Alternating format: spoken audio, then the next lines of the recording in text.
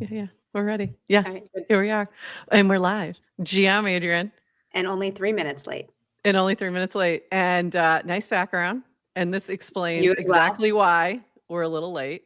Uh, A lot of links to we're gonna pull. we're gonna explain.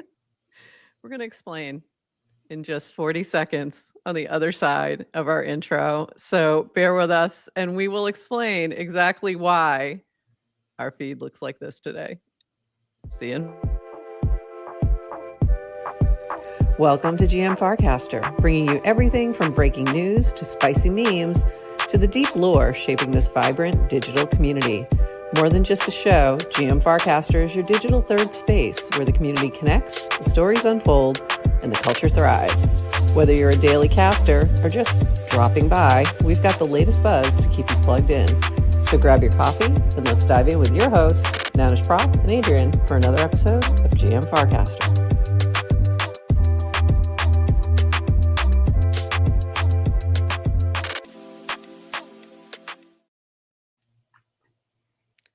GM Farcaster. It is Wednesday, March 26th, and you are here with Nanish Prof and Adrian for 29 minutes of Farcaster News. Well, 20-ish minutes of Farcaster News to start your day. And then we're going to have the fabulous Dylan from Crypto the Game. And I am so excited to chat with him about all things Crypto the Game and get a commitment from him to play Cast Out. So these are my goals today. I'm going to just tweet this out that we are live. And Adrian, the feed has gone a little crazy. Things are a little out of control. Has anyone checked on Dan? I mean, I don't know what's going on, but if you look at, I think he's fine on Farcaster, but check his Twitter feed. And if Ted is listening or Woj, like someone check on him and take his phone. Check on Dan. Somebody check on Dan. We're concerned. And yes to Crypto is asking the right questions. Yes, exactly. What is it? Is even that? Yeah. I don't know. But apparently it's this style of cartoonishness. So let's dive in, shall we? Yeah, I was teaching yesterday, so I missed some. I'm sorry. Yeah. And this morning I'm looking at my feed, and my feed is this. And it was kind of, I'm like, what is happening? And most of it is Dan, except for this one, which is one of the first ones I saw, which is Dan in a box. So this is apparently a particular type of animation style that people have now gravitated towards on ChatGPT. Would you like to explain more, Adrian? Studio Ghibli is a Japanese anime house. There we go. I don't know. It's like a Pixar. Like what Pixar is to the US is to Japan. So if you have followed their movies, you know. If you were someone like me, you Googled it this morning. Yes. Asked ChatGPT what Ghibli was. I didn't know. I had no idea. But now I do.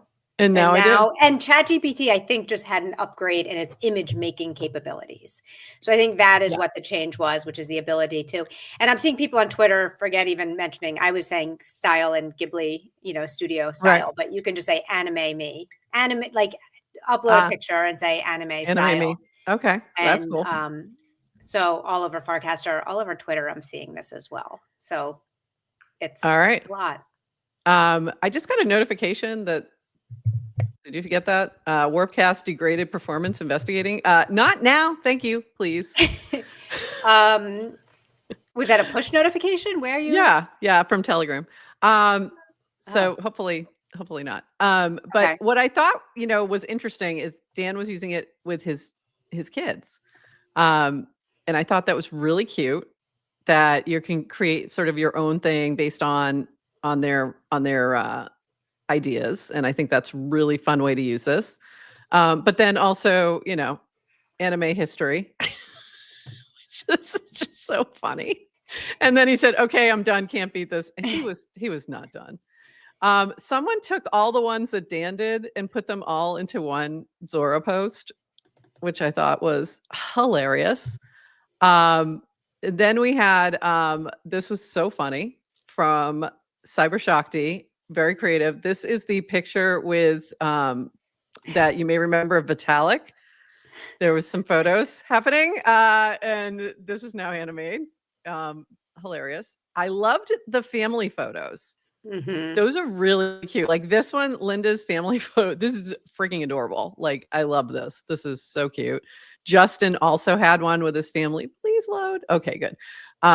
So cute. Loved this. Like this is really fun. Like you could do some really cute like kids book stuff with this. And I think it's Yes. really fun. After playing with this, I decided like when you have a child in the picture, it's so much better than So much better. when you have just Or adults. you Like mean when you just have a whole bunch of people from Farcaster in the picture? that's cute. Bill Stack. That's cute This is too. really cute. This is really cute. I love this. Yeah. So here was the original picture. But I think this is just adorable. So really cute. I liked that one. This was also pretty cute. Adrian, you did a really cute one of I us in mean, our podcast studio. you're making me sound like the person who uploaded the picture and asked ChatGPT to give advice on. And it says GM Arcadius, whatever that is. Got the letters right for podcast studio, Eat Denver, Orbs, and then our shirts that say GM Farcaster. I changed it to Arcadius. Arcadius. So GM Arcadius, wherever you are and whoever you are. This was here is a great point. As a former copyright and trademark lawyer, some of this stuff makes my head hurt. And this is one of those things. When OpenAI's lawyers see how easy it is to jailbreak the new ChatGPT image prompts, this won't last long, people. So just letting you know, it won't last long. Antimo, yes. Just yes. Just yes. Yeah, this is what my feed looks like right now. Just Giblify everything. And then this from Henry Stern was perfect. My feed, we have built super intelligence with access to the world's knowledge rails. Can you turn all my family photos into Ghibli content? On the whole, I feel good about humanity's prospects today. It's very wholesome. It's very, very wholesome. And then this from Moon Pappy, Giblify frame, let folks collect as NFT. Look at me, I am Dan now. Because this does sound like something Dan would say. It absolutely does. And then, so Toady Hawk did this, Clanker. So I replied, and I'm sorry, and let me be very clear. The answer to what would the token do is nothing. So I said, hey, Clanker, launch a token Giblify with the token name Giblify in this image, lock up 10% of the supply. This is a new thing I just heard about like yesterday. I didn't realize we could do this now for the creator, which will be given to Toady Hawk after unlock. Thanks. And it launched the token, and now the token is trending. So Of course it is. Of course it is. You guys are crazy. You guys are crazy. And what will the token do? Nothing. It will do nothing. It will go up and then it will come down because you guys will forget about this. It will come all the way down. So, just beware. But maybe? But maybe it's Clanker. Generational wealth could be right there in this Giblified hands.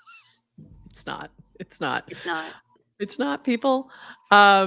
But it is kind of funny. I found it amusing that I did not expect, like I literally thought I'd be the only one to buy it. By the way, I'm in a chat and I haven't looked at the chat because I know I'm going to get yelled at with some friends who will, sort of, hey, this is launching, that's launching. I'll go take a look at this one or whatever. And if you launch something, generally you pop a note in there so they can come in early. And I did not do that because I don't think this is anything. And then it started taking off. And now I'm really afraid to go in that chat because I know I'm going to get crucified for not saying anything. If launching a clanker qualifies as launching something, you need to find new friends. Okay, let me talk to your friends. One of these friends is Toady. I'm sure I know who some of these friends are. So he saw it. I mean, he saw it. He could tell the people, It's like, him. I know these friends. I know all your friends. Yeah. It's true. It's true. You all know who these people are. This is not a secret. This is not a secret group chat, unlike others. This is the Giblify Who the VC group chat, which is really funny. So that was really funny. Also, this unrelated to Giblify, but still funny when you're accidentally added to the Goothy VC small group chat. Going back to, a lot of you won't get this because you've never seen Star Wars, but this is funny. This is very funny. If you've actually seen Star Wars, it's funny. And then this happened also. DC Investor said, "Oh wait, hold up, you can Muppify photos now." And he is a thread of Muppify photos, and so Dan said, "Sell Giblify by Muppets," and then this happened. Now that's the photo of I didn't Dan even see Muppified. that. It's beautiful. That was well done. Very well done. So, okay, banger. Agree. All right. That's all I have on this Giblify, whatever. I can't see Dan. I will no longer see Dan as anything but a Muppet. You're going to see him as a Muppet. Sorry. I'm like, I didn't have time. I wanted to go Muppify us, and I just didn't have time. But that's next to my list of important things to get done today. Muppifying everybody I know. Can we have Peanutsify? I assume you can ify anything. So yeah, I mean, go for it. Why not? Why not? Absolutely. I mean, intellectual property and copyrights are dead. So apparently crime is legal, and there's no such thing as IP. And not legal advice, not financial advice, not any kind of advice whatsoever. Please, please Muppify responsibly. Because none of this is legal. Speaking of the law, we have a new member of Farcaster that I am ecstatic about, like so excited. We have Rokana is now on Farcaster. Hey everyone, it's Rokana. I'm proud to represent Silicon Valley in Congress. Glad to be here. So this made me very excited. I'd like to see some others. Not everybody wants to see, but I'd love to see Richie Torres over here. He's been very pro crypto. I'd love to see Senator Lummis on the other side of the aisle over here. I know that like Rokana and Richie Torres, like they manage their own Twitter, and you can tell. The older you get into Congress, the less of that happens. So I'd like to see those who manage their own accounts be over here, not necessarily, but also the staff with their own accounts. Like, come on over. Yes. But have your own accounts, not manage people accounts. So thoughts? I was excited. This is awesome. Has he responded to anyone yet? Has he replied or engaged? I mean, the first step is create the account and double post your content. Fine, I'll take it, even if it's have a Farcaster presence. But I didn't see him. Not yet. Does not look like it. Likes. Check his likes. Has done anything yet? No. Yeah. Nope. Okay, but he's busy. Here. He's busy. He's here. I'll give him that. He's busy. We don't. It's okay. But maybe on the weekend. Maybe you could do a little bit on the weekend. That'd be great. We'd love that. Democrat or Republican, I do really like the politicians and really anyone, right? Who it's the go direct, which is not filtered and being authentic and using the internet. Yeah. You know the internet. The internet. The internet. New thing. This thing called the internet. And then obviously we love the crypto forward. Yes, I'd love to see, because I think it also gives them more insight into what's really being built and not just what's, oh my God, Nonlinear just posted the Muppified version of Dan and it's in the box. I guess Warcast is up. We don't have time. We don't have time for that. I'm just making sure that I was making sure Dylan saw. Yeah, he did. Okay. Few more things that we need to go through before our interview with Dylan from Crypto the Game, who should be here in a minute. Rewards leaderboard results. Duca, less than 5K FID returns in full force after long hiatus to the #1 spot. Afrochicks narrowly misses her second title at number 2. Garrett parlays higher arrows to number 4 to keep his streak alive. Bert Mumups at number 5 with another new life experience. Good for you. Good for you, Bert. SwampNet returns to the top 10, even though newly employed. Kaufman holding it down for the journos, number 8. Vibe Tribe Alert, number 8. Wait a minute. You can't both be number 8. Estes and Keckers last minute move to 9. Erica 12, just outside the top 10. Ugh. Nowish Prof takes 30 to hold on to $100. Not her first time at 30, I think. No, not my first, but I think it's just my second. And at Luke takes number 69, the coveted spots. I have to say 11, 31, 70, and 421 have to be the worst numbers to be on the leaderboard.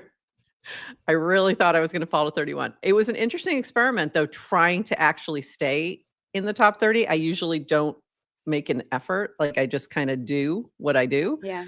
And that was an interesting thing when you're that close of like, can I make sure I stay here? And it was not easy. It was not easy. There were people nipping on my heels and they were trying hard. So I would do the same. As much as I say I don't play it, like I can't play into these games. And I think I don't think I've ever been in the top 10, but the top 30 I once You've been in the hung top 30. around. Yeah. I've been top 30. You used to be in the top 10, not since the change up, I don't think. But you used to be all the time in the top 10. Yeah, it's all downhill. Okay. It's all downhill from here. The more the interesting folks come on here, the less we have a shot.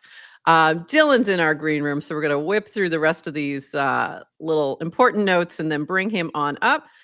This from Brad Q, celebrating first-time reward winners in new tier. So this is pretty cool. I love that he gives these shout-outs to the newbies. So go take a look at that. This from Dan, on-chain trending notifications in Warpcast. You can turn them off.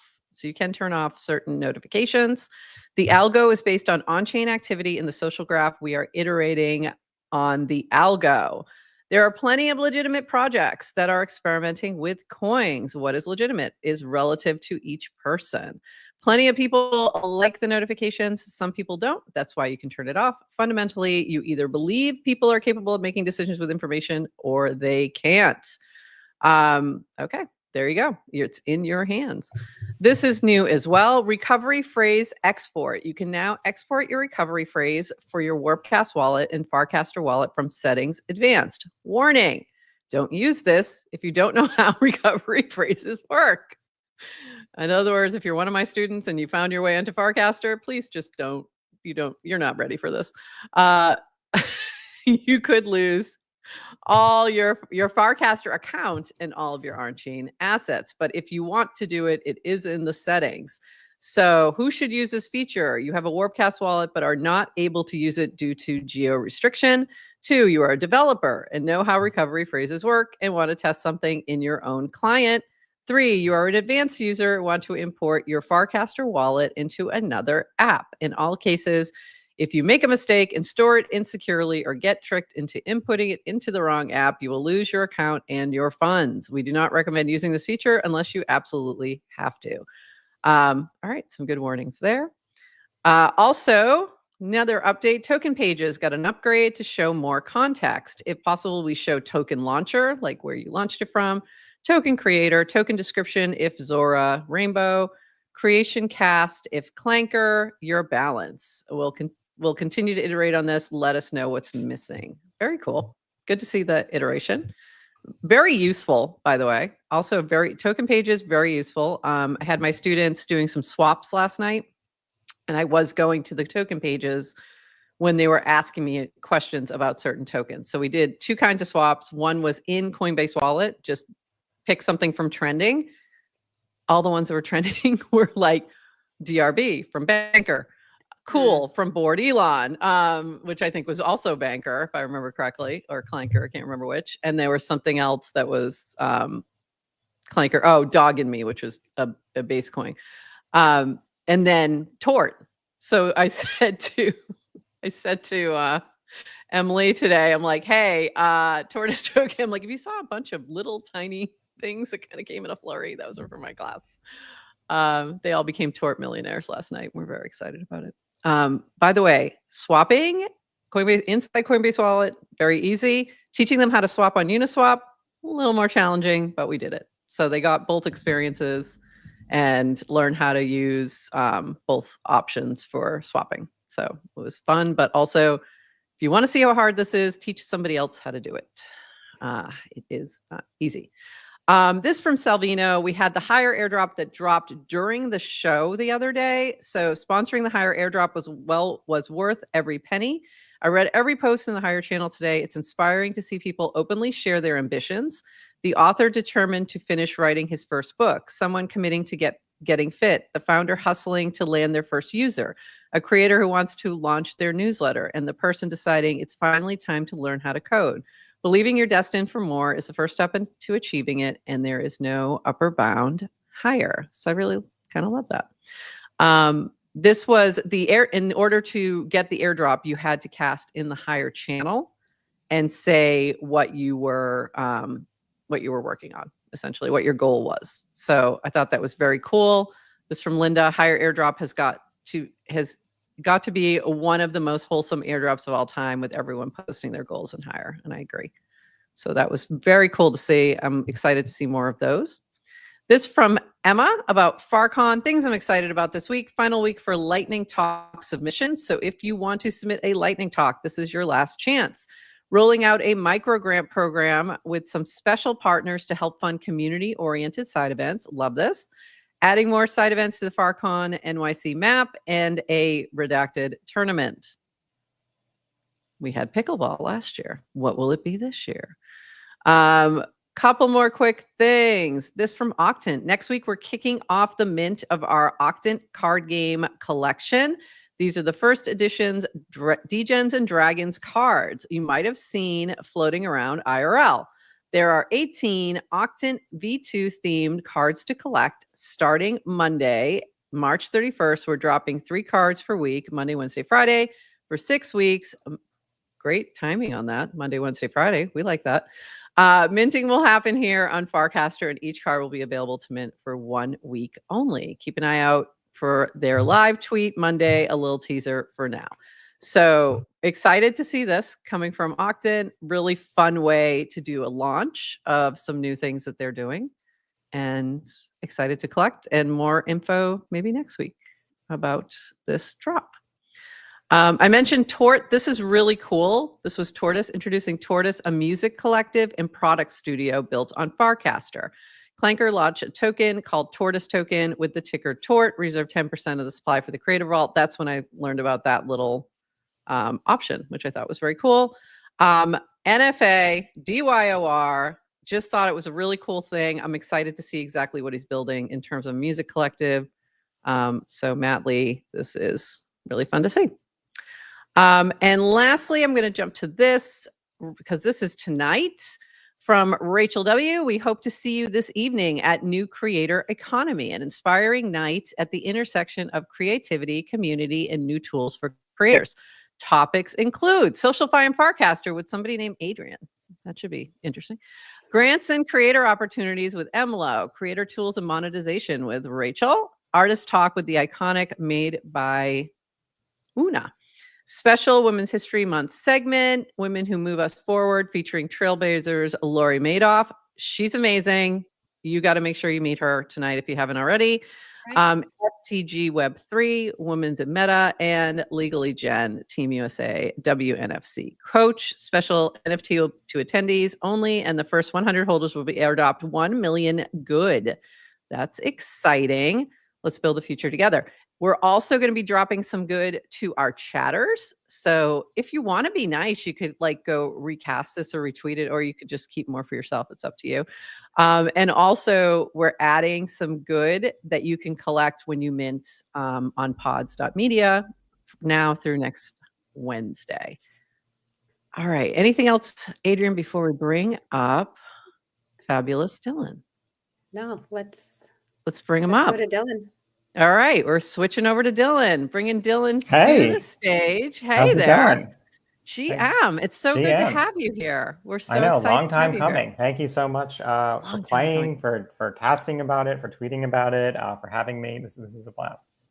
I have one question before we go any further. Yeah. You get to the end. Yeah. You figure out you have 68 finalists. Yes. Why wasn't your first thought, we got to throw one more hidden immunity idol challenge in and just bring one more person in? That definitely was suggested amongst the three of us. I think we really have no control over how many people go out each night, how many people make the finale.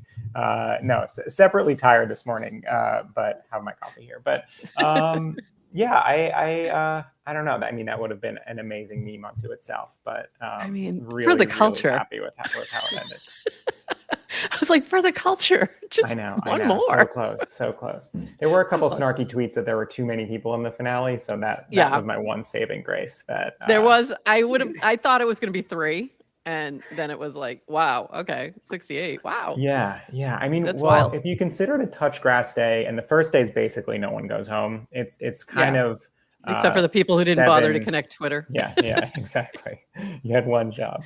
You had one job. Yeah, it's basically seven voting periods. You have to go from 716 to 1. So there's only so many you can cut, basically. And we definitely had a larger player number that made it to the merge this year, and I personally like that. I think everyone enjoys to make it as long as possible. I made it, so I was happy. Yeah, nice.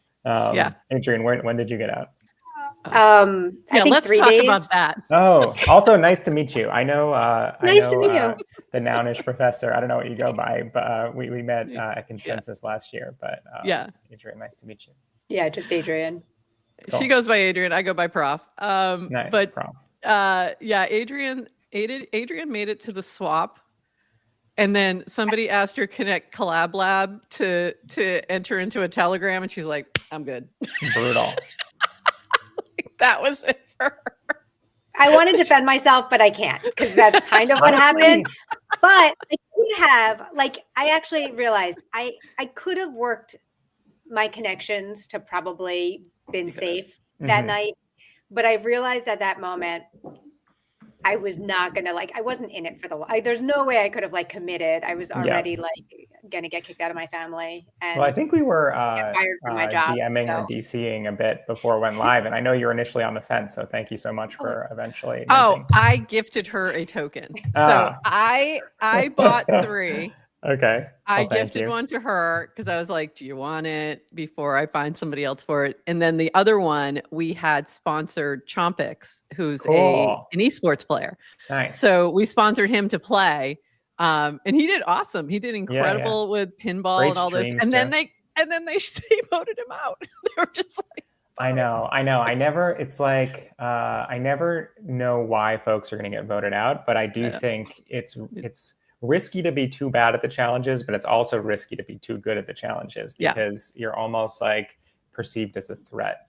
And folks, just true players Survivor. know that eventually, it turns into an individual game. And basically that's your competition. Right. And I think that's kind of what happened. I think he also I think it was more the social game that got him, if I remember correctly. He said something about he said something in the chat and somebody didn't like it, and then he was gone. Oh, Chompix, you're in the if you want to elaborate, Chompix. Hey, GM. Feel free. He's in there.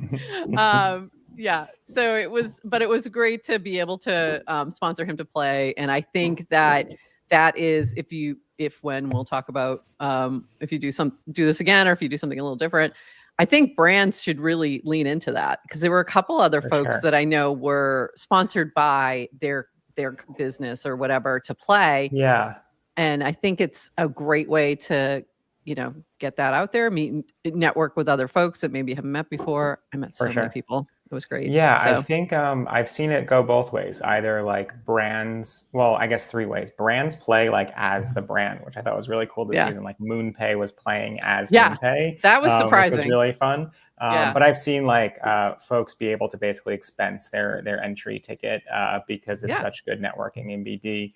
And then this season, in addition to you guys sponsoring Chompics, I think OP sponsored a woman named Andrea, who's a big Survivor fan and kind of was posting about how she's always wanted to play, a game like this online with her friends, but, was looking for some support on the mint fee. So yeah, it's been so incredible to see the reaction from players, brands, orgs, basically everyone. It's been so fun. So we had, I was on the Orange Tribe, and we had Hayden Adams on our tribe. Yes. And it was funny. It was really funny. We don't have any visibility into the Telegram chats and whatever happens outside of our site, but we can, see what's going on in the tribe chats on the app. Hayden's posts are cracking me up. Like if I don't win, I'm firing Dylan. Like, I'm firing Dylan. Yeah, you're fired. And it was really funny to have him in the Telegram chat too, because he was busy. He's the founder of Uniswap, for those who may not be aware. And Uniswap is now the owner of Crypto the Gamer partner. So he was just like, we know he's busy. Yeah. But we got to like pinball, and we're like, Hayden, put up any points, anything you wanted. Like, we don't care. Like, we don't. I was slacking him too. I was like, just a heads up, your tribe mates are searching for you. We're searching for you. Like, like searching for him everywhere. Like, Hayden, just please, anything because but zero. You just wanted to not have a zero. Like, was this the average? You could just get on the board. I played we pinball. ended up winning. I lasted for a pinball round. Nice. Yeah, I mean, we can take like 10 steps back and like describe what the game is if anyone's listening and doesn't know. But but yes, for the like arcade game specific immunity challenges that are tribe based, we take the average score, and basically like 0 scores bring down the weighted average of the team. Yeah. So we definitely wanted him to just put some numbers on the board. We should probably step back. So Crypto the Game is sort of a Survivor-inspired crypto version, online version of that sort of competition show where you have folks that are starting out in tribes. So what inspired you when you first created this? Like, maybe talk a little bit about your background with HQ Trivia for those who may not be aware. Yeah, I would say, the earliest inspiration for this game was like back when I was in like elementary school playing, watching early seasons of Survivor, and then going over to my friend's house and playing a CD-ROM version of Survivor called Survivor Ultimate. It was like, the worst PC game. You enter the CD-ROM into your computer, you like pick one of 3 like season 1 or season 2 cast members, and you play like tic-tac-toe for immunity. So janky, but we played it every single day. And we're completely obsessed. And I don't know, I've kind of just like, in thinking about the future as a kid, always thought it would be so cool to play like a version of this online with my friends. Fast forward to, my professional life. I started my career in TV. I was an NBC page out of college. So if you guys watch 30 Rock, or if Kenneth the Page, that was like, basically Kenneth is like a very, very fictionalized version of the page assignment that I had at SNL. So like the same desk, the same uniform, basically being the assistant to the cast and the host and the musical guest. Best year of my life, fully bitten by. What an incredible experience that must have been. What show? Dylan, what show? SNL. Saturday Night Live. Oh, it was. Oh. Yeah, it was insane. It's like the best. That's the best. Yeah, interestingly, a lot of the East Coast pages are like hardcore like news junkies. So the Today Show, Nightly News, all of MSNBC, CNBC, those were like the like highly sought after page assignments. And I was like, I'm gonna like sneak into this very fun, entertainment one. And it was incredible. And I was just like fully bit by the live TV bug. So bounced around a bunch of different networks and shows and studios, and was kind of just like on that career trajectory when I kind of stumbled upon tech by way of HQ Trivia, which really was a TV show that was on your phone, but it was interactive and it was live and it was mobile first, and kind of left TV and joined that for the grand vision of the future of TV and a live interactive TV network. So in the same way that HQ took a traditional game show and made it live and mobile and interactive, like the same could have and should have been said for a talent competition or a dating show or a Shark Tank format. In my mind, obviously a huge Survivor fan, like we should do a HQ Survivor. Yeah. So I pitched the idea for what is now CTG internally at HQ in 2018, 2019. And I feel like they were like, oh yeah, Survivor, like that's still a thing. In my mind, I'm like, I think this could be pretty big. But yeah, fast forward to last year, I had bounced around a bunch of different startups after HQ, and just one of those ideas that just kept coming up, like, if not now, when? If not me, who? Sort of thing. And I met Brian and Ty, my two co-founders, and kind of the like design and engineering arms of CTG at a fintech startup that we were at. It was recent. It had been acqui-hired. We were kind of found ourselves working at a neobank, so not a match for our skill sets. And I was like, you guys watch Survivor? I kind of have this idea, and it took off from there. I love it. And stepping back a little bit, have you played FC trivia? Sorry, I think you were cutting out for a sec. Have you played trivia? FC trivia, like Farcaster trivia. No. I would love to. Matthew Fox. Okay. Yeah, I know you've been busy with Clankermon, but we need you to bring FC trivia back because Dylan wants to play. It's like HQ trivia. Amazing. And it's like this 10-minute moment where people log on. Ted was hosting for a little while. Garrett was hosting. Oh my God, had no idea. I know, because then he pivoted to something else and it still exists. And I'm like, please bring it back. And we used it for Cast Out and it was so fun. Nice. So it was a great challenge. It's super fun. You can tailor the questions to whatever. We did it as Farcaster questions. I want to do an immunity challenge that's trivia based. So that's what we did. For Cast Out. Cool. Yeah. Nice. It was really fun.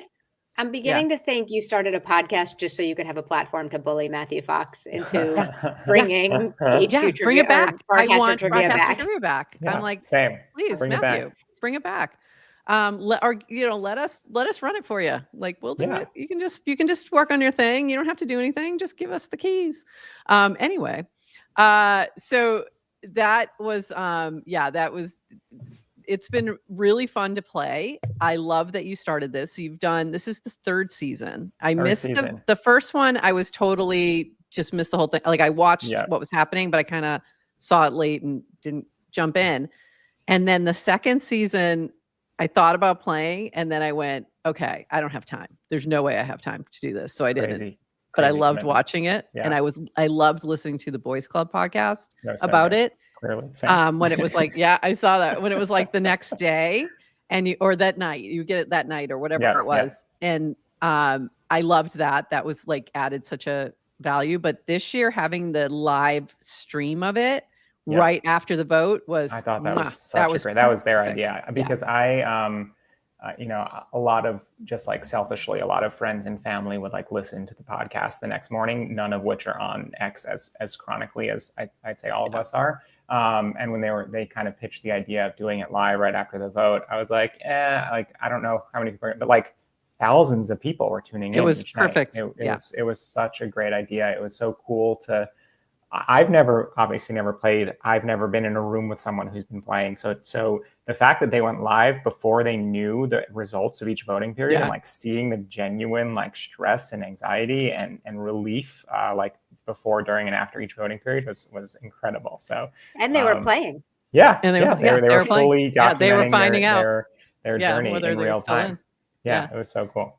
And it was fun to be able to do that here too for us, but it was like the next morning or whatever. Yeah. Talking about it or talking about what was coming up. And that was really fun. And if you go back, I love the reunion show too. I'm sorry I couldn't. That was so fun to do. And we laughed the whole entire time. It was just hilarious. And like realizing what a mastermind Christopher was, and not like, I knew he was good, but I'm like, I didn't know you were doing all that, buddy. Yeah, his memes were great. That's kind of the extent to which I could see, but he was doing a lot of stuff in the background. We had no idea. He called the hit on me. Okay, all right, I see you. By the way, I put a bounty out to find out who took me out. Yeah, and he responded almost immediately for voter data. By the way, I'm joking. Oh no, I got the information. It only cost me $20. Amazing. By the way, and I gave it to Christopher for the information, and then he donated it to the Gilda Radner charity for ovarian cancer. And I was like, I love that. So whatever you're charging, I know you claim it's going to be a non forever, but whatever you're charging, you're not charging enough. No, I will double it again, and someone will pay for it. I don't think we can ever reveal the data. It's like, no, you can't. I wouldn't. I never had any plans to, and it's like the biggest reason why voting is off chain. It's just like too many personal and professional vendettas because people take this thing so seriously. Yes, they do. Prof is so good at reminding people it's just a game. It's just a game, right? I know. Every day I was like, it's just a game. Yeah. And yet you still remember, and yet look at the emotion that comes out when you talk about Christopher. I know. No, but I'm totally joking. I was just glad that he gave me the information. So I knew exactly. And then I reached out it was Shlomo who actually took the shot. And I reached out to Shlomo and with the Godfather meme. I know it was you. You broke my heart. It was like fun to me. That's like fun. That's a fun part of it is like, like that aspect of it is, it doesn't have to be, you don't have to hold a vendetta. That's silly. No, I mean, it's always funny to see how like right after a voting period, I'll immediately get a handful of DMs like, who did this? Like, I can't, and then like the next morning, almost always it's like, I finally slept. That was so much fun. I can't wait to play next season. I'm sorry for what I said when I was, when I just got upset for a minute. Yeah. Yeah, totally. But yeah, I mean, my intention was never to make this thing 24/7. It's terrible for us. It's terrible for my personal life. I kind of just like always imagine that people would log on, around noon, register a score of pinball or contribute to that day's scavenger hunt, kind of go on with their lives. Maybe, maybe the two of you had a cross-tribe alliance. Maybe you recognize someone from Twitter or Farcaster. You had a secret alliance and you came back on that night to cast your vote. The spreadsheets, the telegrams, the Zooms, like whatever this is ballooned into, like was never on my radar in terms of, but like leave it to our corner of the internet to like take things to the next level. Insane. Like the number of not just a telegram. Like I had I don't know, 6 different telegram chats at least, and probably more than that. And then individual, like one-on-one chats going on. And then I had group chats on Warpcast. So I had more group chats going than ever in my life, and I could not keep up with them. And I was like, okay, if this ever happens again and I play again, I'm quitting for 2 weeks. Like I can't do anything else, and everyone has to be aware because that's pretty much what happened anyway. Well, I think that's why Ted did so well season 2 was because she was between jobs and she didn't, she kind of went all in, and because of that, she learned how to play the game and kind of like started the lore of Ted on CTG basically. The lore of Ted. I know folks that took PTO to play. It's like it's insane. Yeah. I totally would do that if I was at like a real job. And that's why I didn't play last time. I was like, I don't have time. Yeah. But it was so much fun and I loved every minute of it. And what was surprising to me is the challenges themselves and the immunity idols and things like that. They're not exactly a mimic of Survivor. The social game very much is. Yeah. Very much is. I would and say that it's surprised like, me. It's equal parts Survivor, Hunger Games, Squid Game, Traders, Deal or No Deal, Top Chef, Game of Thrones, Lost. Game of Thrones. Game of Thrones. Definitely felt like there were times when I've definitely felt that. And I was surprised that it really did feel like that level of social game. And and so kudos to you to being able to capture that because thanks. I've always wanted to play Survivor, but without the mud and the bugs. Yeah, me too. So now I did. It's like, now I did. And it was great. So I love that. And the other thing you just said, like you're surprised at people playing 24/7. So we created Cast Out. It's similar, but different aspects to it. Much, much smaller. 40 players was the last time. And when I ran it the first time, I ran it as like, this is a beta. I have no idea how this is going to work. Just doing all the challenges on Farcaster really to highlight what people were building. And I was shocked when I ran the first challenge. I'm like, this is going to go 24 hours, but I'm assuming you're all going to take a truce and go to sleep for a little while. Adrian, would you like to speak to that? Didn't happen. That's when she was playing. and she like had to sleep in another room because she didn't want to wake her family. Oh my God. Yeah, Play because the we're playing games all night long. Because also what I found though is like when we ran Cast Out, it was for the beta especially, we kind of selected who was playing. And I think it was just 16 people. Was it just 16? Yeah, the it was first 16. one? Like really small. Tiny. They're all friends of ours. Yeah. Mm-hmm. So you get put on, it was just two tribes, right? Two tribes. Yeah. You're hanging out with friends. Like what, I'm going to let them down and not set my alarm every 9 minutes to yoink a I know, it's tough. It's the like fear of letting down someone has to play a big part in it. Yeah, I think that is a part of it for sure. And I think that's so I hope you're going to play the next one. It's going to start mid-May. I'll send you more details later. But you can pick your own tribe. You can pick a tribe of five people you want to play with.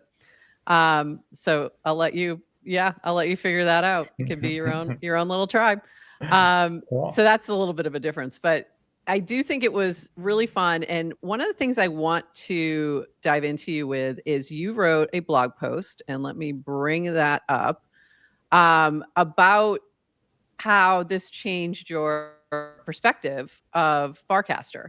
Yeah. And I really wanted to like get some feel on that, because that was, so one of the things that one of the OGs, Oxen, posted before Crypto the Game started this time was everyone's going to disappear from the timeline like they did last time, and it'll be really easy to game the rewards. And I'm like, no, it's not. And then you ended up like #1 that week. I'm like, I said, I think this time's going to be different. I think you're going to see a lot more participation from those on Farcaster and a lot more things happening. Yep. I just didn't realize to the extent. So what was like, how did you see that all playing out? And like, did that surprise you, or was it kind of what you expected this time? 100% surprised me. I think, I wrote about it in this post here, which is here, and I think might have been pinned to my profile. But I basically, I kind of just like looked at Farcaster as a checkbox for seasons 1 and seasons 2. Seasons 1 and 2. I, created an account, I created a channel, kind of went through the motions. I cross-posted my tweets in there. Didn't get that many likes, didn't have that big of a network here. And it was kind of in between seasons 2 and 3. Ted came in second during season 2, started talking to her a bit more about her experience on Farcaster. Dan himself was DMing me on Twitter, ironically, saying, when's the next season? How can we help? Let's bring it to Farcaster. Went to That's Farcon. Because Ted was in his ear like this. Yeah, no, honestly, but also I went to Farcon. And that was after season 2. And I recognized so many CTG players. The vibes were immaculate. I don't know if either of you were there in Venice. I was and I was watching your panel. Oh, amazing. I watched the panel that was about Crypto the Game. Yeah, it was really good. Thank you. Yeah. And I kind of felt like I was like, I don't know, in the back of my mind, I'm like, I'm doing a Farcon panel on Crypto the Game, but we didn't leverage anything Farcaster related for seasons 1 or 2.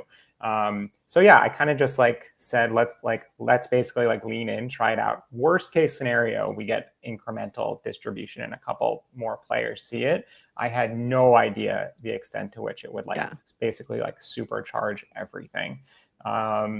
I'll try to remember all the things I wrote in the post, but something I was always self-conscious about in making this a website and not an iOS app was the lack of push notifications, basically. At HQ Trivia, we lived and died by the push. Very few people remembered, set alarms for game times. We were constantly switching things up. It was just when you got a push, HQ is live, you tapped it, you played. And we didn't have that ability for CTG in seasons 1 or 2. What I found out and what I realized is that as the owner of the CTG channel, if I pinned something to that channel, I could immediately notify all of the followers of that channel. So that kind of solved that right away. All of a sudden, in addition to me just tweeting or casting, voting is now live, I can immediately hijack the push notification system of Farcaster on behalf of the channel's followers. And that was just like a huge unlock. Yeah, for sure. I also, I always tweet when entries are live, when CTG is returning, little sneak peeks between seasons, but it's very hard to basically break through the noise of crypto Twitter and get people to realize that entries are now live and we have to basically you have to mint if you want to play. And historically, I was kind of just like manually DMing and Telegram messaging everyone that mentioned that they were semi-interested. And it would take me hours and days of just like combing through people, trying so hard not to get flagged by Twitter for any suspicious activity, making sure that each DM was unique. And in DMing with Dan, he said, check out Perks. And Perks.app was my best friend this season. I basically was good. Chinmay, there you go. Yeah, incredible. Shout out. And Dylan, I was getting DMs from you. So like when you use Perks, it comes from you, right? Yes. Like it's an automated DM. Yep. You did an excellent job because most of the times when I get an automated DM, like you can sniff it out, and then I'm like, ignore. I know. A couple times I had to say that was automated, LOL. But, I knew yours was automated, but I knew yours was automated, but it's actually information you want because it's timely. Right. Yes. So I really appreciate it, just as a player, as a user. Like it was an excellent use of like the push automated DMs. Like Thanks. Great job. And basic really the 7x marketing, right? You need to see something 7 times before you take action. So it's one of those, 7 times.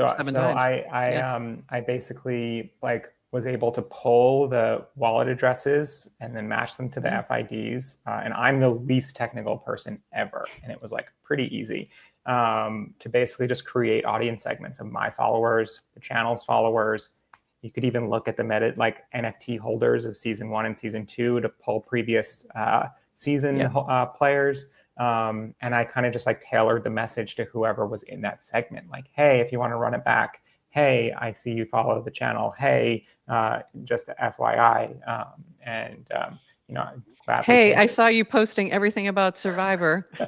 Yeah, exactly. That's Survivor channel. That was my season 1 strategy. That's how I met Jay from Privy and a lot of the Survivor fans that ultimately played CTG. Because I went to the Survivor Twitter account and Jeff Probst's account and kind of combed through their followers and looked for PFPs and like NFTs basically, and then would DM them, hey, saw you're a Survivor fan too. Like I'm building this thing. Funny. And so shout out Jay for being a CTG super fan. So Perks helped with DMs. The channels helped with notifications. The rewards. The channels also helped with just other people being able to post memes, post about what they were doing in the game, and like have it all be in one place. And that's where I feel like channels can shine, is during these sort of ephemeral moments where it's not going to be forever.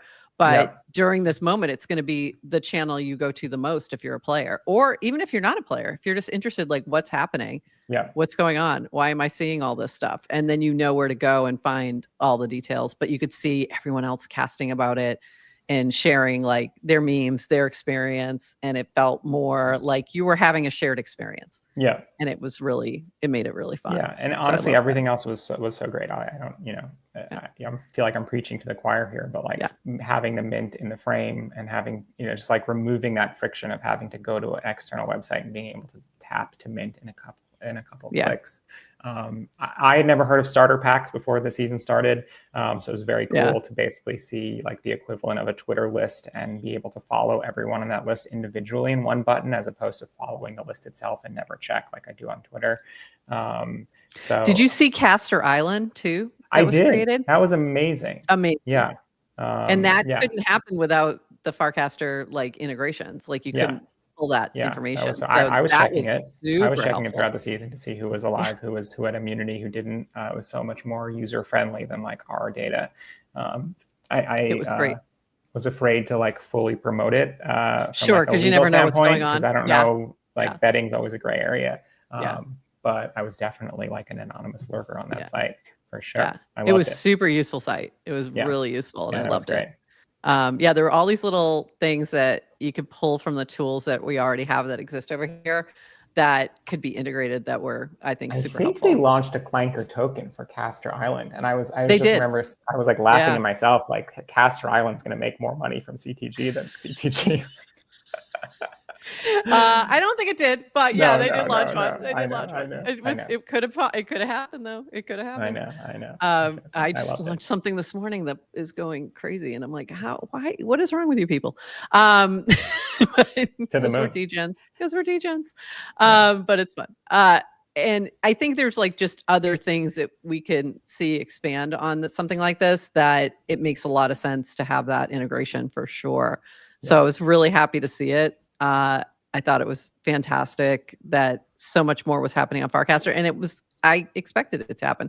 So you were in the top for rewards. Kate from Boys Club with just amazing memes wow, bestie was. Yeah. Like it was those, folks who were sort of just doing really creative, great casts were ending up in there because it was all connected to the game.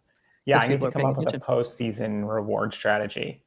Ted was messaging me like $300 a week. I'm like, well, $300 this week. I don't know. I keep going forever. It's hard. It's hard to stay up there. It's hard to stay up there. Yeah, but you don't need 300 a week. Go for 25. Oh, no, I got 100 last week from a couple honestly from the blog post. And I was like, this is amazing. I know.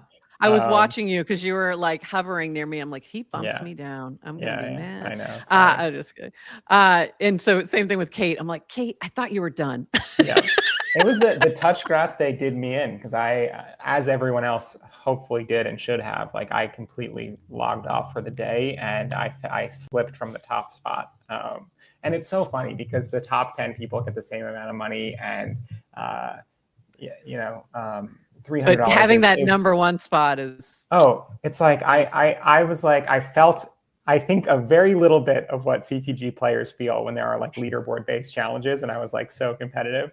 So I love that. I love hearing that. That's like really kind of fun. Everyone loves a leaderboard. Yeah. Everyone loves to compete. Yeah. Everyone loves to play. Everyone loves to get paid to post. It's so cool. I never thought of myself as like a creator or I don't know. I think I mentioned this in the blog post, but I joined Twitter 16 years ago, which is wild. Yeah, that is wild. And I have been tweeting daily for 16 years, and I have not gotten a dime from anyone. And it's, it is what it is. I'm going to guess you may have even paid. Oh, like if you're paying for your monthly subscription, or you're paying, CTG has a gold check. We're all affiliates. We pay. It's like. There's obviously secondary benefits that aren't monetary to the reasons why, right? $1 million. Except when you see, obviously, right? But when you see the platform, like there is money, right? There's money in the ecosystem. It's just all taken by the platform and not necessarily shared. So, commercial for Farcaster.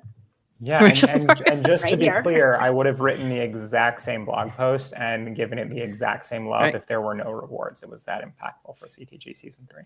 I love hearing that. And everyone should go give that a look for sure. We're running close to our time. Adrian has to take off for sure. But I wanted to just ask, like, what's next?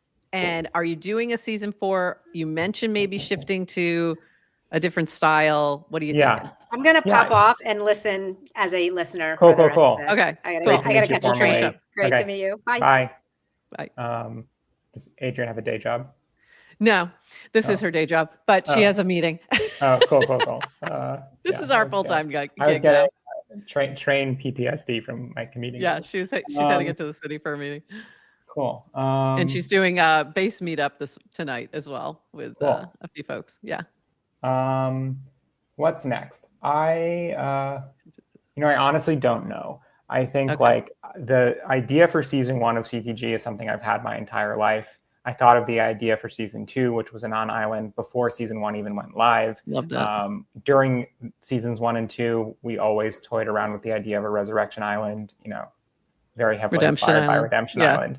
Yeah. And I just I haven't felt that creative spark just yet. It comes and goes, and I don't know. Yep. I like the idea of humans versus bots. I like the idea of vote to save, which is something I've been kind of like teasing a bit and getting people's reactions on. So some nights you don't vote people out, you vote for who you want to keep in. There was some of that discussion towards the end of let's vote to keep people instead of get them. Yeah, there was that feel. at that point. So they're it's starting to percolate, and I think a lot of that has to do with the fact that we're just kind of coming up from air after like a year-long sprint of 3 seasons. But separately, like similar to the idea, the original idea for HQ, which was a live interactive TV network. I would love to do an Amazing Race style show. I would love to do cool. Like I don't know how it would look, but like some sort of like Mad Money or Shark Tank style show where you're. I think there's a lot of opportunity there. I see this so much more as a network than like one particular show, and I would hate to just like keep doing the same format every few months when there's potentially just as fun options outside of it. So yeah, I could definitely. It's so funny because I think we're very similar in that regard. Because I've had like a million ideas for different game show things that I want to do, and I'm like, I can't find the time to do them. I know. But I think a Shark Tank related one would hit huge because you have so much startup energy and people doing cool stuff that obviously would kill. I think some people have tried to do something like that, but I'm not sure they've managed to find it successful. Or we also just need to get Matthew Fox to just hand over the keys to FC Trivia. That would be easy, like easy peasy. I don't foresee a world in which I'm running a trivia show again anytime soon. But you can give it to somebody else. But there's so many different like fun things I think that can happen, and I think it's fun to experiment too, and just. For sure. I think crypto, when you bring fun into crypto, it's so much better. Yeah. It's just so much better. Crypto makes everything more fun. This idea, I didn't even mention this, but there was no crypto component to this when we started working on it. And we eventually realized and decided that doing it on crypto Rails and for crypto Twitter specifically would make it so much more fun. And I think if we sat down on a whiteboard and said, like, let's come up with a blockchain game idea, like it never would have taken off. You almost have to start with the idea and then figure out how it fits in. Yeah. And I think there was just so many with the website. You guys did an incredible job with the way things were working in terms of the dynamic token. Yeah. And what was really fun is I actually ended up using that in class. So I still teach a blockchain class. It's the only thing I'm doing. I used to teach full time. I shifted to doing this full time. But I still teach that one class. And I usually would use various NFTs to show them Etherscan and traits and things like that. And I was like, I'm going to just use the crypto of the game and see if they can figure out the story. And it was this really online cool. Or is this in person? No, this is like in person at a university, Cool. Florida Gulf Coast University. So this is like real deal. And we used it in class, and I had each of them taking a different token. I said, tell me what happened to this player by looking at the traits, by looking at the information that they could gather, the levels. And it was really fun. And they would go through it and like, okay, so this one made it, looks like they started on yellow and then they moved to pink. And like, they could tell like from the traits, like, could figure out some things that happened. And it was really fun. So I love that. That was really useful. And then I loved the, some of the hidden immunity idol stuff was really fun. That was on the site, drove me crazy. I was the time when you had like the 3 immunities and like nothing was happening for a couple hours, and everyone's like, nothing's happening today. I'm like, oh yeah, Dylan's just like, we're just gonna sit around. Like immediately, like within 2 seconds, I'm like, okay, there's a hidden immunity idol somewhere here, and they were like, you're crazy. There's nothing there, and I'm like, you guys are crazy. There's absolutely something there. It just didn't appear for 2 hours. So by that time, I gave up. Oh yeah, I know. I mean, so much of that has to do with the fact that we're like basically building and shipping in real time. So it's like we built the choice like overnight. Basically, Ty had the idea the night before. Originally, we were just going to switch the tribes back, like no choice, just like, oh, just kidding, you're back to your original tribe. But then we were like, that's kind of boring. So Ty had the amazing idea of choosing, which added just like a whole nother layer to the season. But because of that, we had to basically like start working on the hidden immunity work after that was live. So there definitely was like a hour or 2 hour period before the hidden immunities went live and after the day's event. It was so funny. And then actually when the swap back happened, I did it live on the show. Oh, no way. Yeah, I did it live because I was like, okay, I got to decide. I'm like, I think this is what's going to happen, but we don't know for sure. And then I was that's it. I'm like, okay, I'm going back. I love the swap back. Yeah, it was fun. But I love that. And those are the things that made it feel like Survivor. Like that was the stuff that made the like social game really feel like Survivor that I really I really enjoyed. A lot of other people didn't, but that was the stuff that I was like, oh, this is cool. I always used to say the really same fun. line that you say, basically, which is like, I always wanted to be on Survivor, but I think I just always wanted to be Jeff Probst, and I'm happy with that. Yeah, same. Yeah, like I feel the same way. Like I loved playing, but I also love doing cast out and being the Jeff Probst of it all, and like coming up with the ideas and coming up with the challenges, and like and kind of being the like person who knows everything that's going to happen. But at the same rate, there's so much you don't anticipate at all that people do and run with, and you're like, you guys are freaking crazy. Like how hard some people play really hard, and you're like, it's always a surprise. And by the way, at least in your game, they're playing for a lot of money. Like the 2 times I've done this, it's been like 1 ETH, not even. The first one was even less. The like first one was 10,000 DGen, and you would have thought it was $10 million the way they were playing. How hard they played. We saw the same thing at HQ though. People were winning, 10 cents, 20 cents, but it's just like the thrill of the win and the joy of the victory. Win. Yeah. It's the competition itself, which I think is fantastic. Same thing with the leaderboard. I mean, $300 is amazing, and like I definitely like used it to go on a nice date night. But I was refreshing the Farcaster leaderboard like it was the 71 ETH CTG pot. So I think like there's something in all of us, and that's why we found this corner of the internet that I don't know, makes us competitive, and there's something about it, brings it out in us. I did the same thing yesterday. Normally, I don't pay too close attention to the leaderboard, because I'm usually in a certain range, and I'm usually hovering around 69. So occasionally I'll try and hit that number just for fun, but it's not about the money. And then yesterday I was hovering between 29 and 31, and I kept going, and I'm like, oh, this is the difference between 25 and 100. Now I want to focus in, and it was really fun. But I do think there's just so much to that, and I think it is that human nature. Couple other quick questions for you. Are you going to FarCon this year? I don't know. Okay. I have a vacation booked that week with my family, and it would require me to basically like leave the next morning. So I don't think so. But you'll be missed. Yeah, I know. I really, really, really, really liked it last year. It was like the best day of the year for me. It was so fun. And then we actually did a live podcast from FarCon the second day, which you may not have been there, the Friday that last year. And we're doing the media space this year. So cool. We were the next day. Whereabouts in New York is it this year? Or do you not know? It's in Williamsburg. Oh, cool. Where the best pizza is, apparently.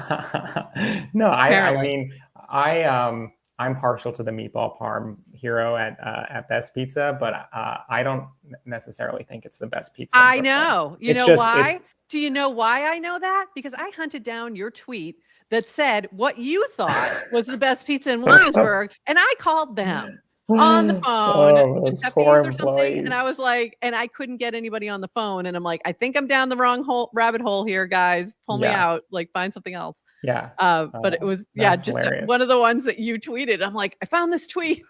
No, that's so self-serving. No challenge will ever reference a previous post of mine. I didn't know that, Dylan. I didn't know that at the time. It made sense in my brain. And then they're like, how about just best pizza? Like, okay, try that. And we had somebody on the way when somebody had already gotten it. So, but that was a really fun challenge. And I felt like that was very, a nice team building one. Where you really were working together to come up with it. And it was a lot of fun. My other big question for you though is, who are your favorite Survivor players?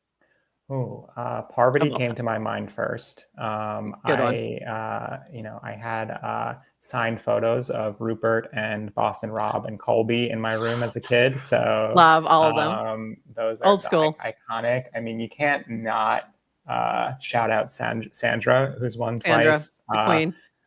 Russell was like always compelling to me. Yeah. My childhood crush was Elizabeth Flarsky, who now Elizabeth Hasselbeck. So yes. Season 2. Amber. I don't know why my brain's going to all the OGs, but that's where my brain goes. Boston Rob. Have you watched the latest season of Traitors with Boston Rob? I haven't, but I know he's in it, and I know go watch it. You'll enjoy chaotic. But if I had to pick one, it's Parvati for sure. Oh, mine would be Boston Rob, but Poverty would be a close second. I love them. And Cochran. Always love Cochran. Good. Cochran, who wrote a PhD thesis or something on Survivor. I mean, there was like Rob Sesternino, who's like the other Rob from All Stars. And was from the same town as me that's funny. on Long Island. So I always had a soft spot for him. And Stephanie, I don't remember her last name, was also from the East Coast. So I was like, I liked. So I'm from Massachusetts. So Boston cool. Rob was Amazing. that's why he's my guy.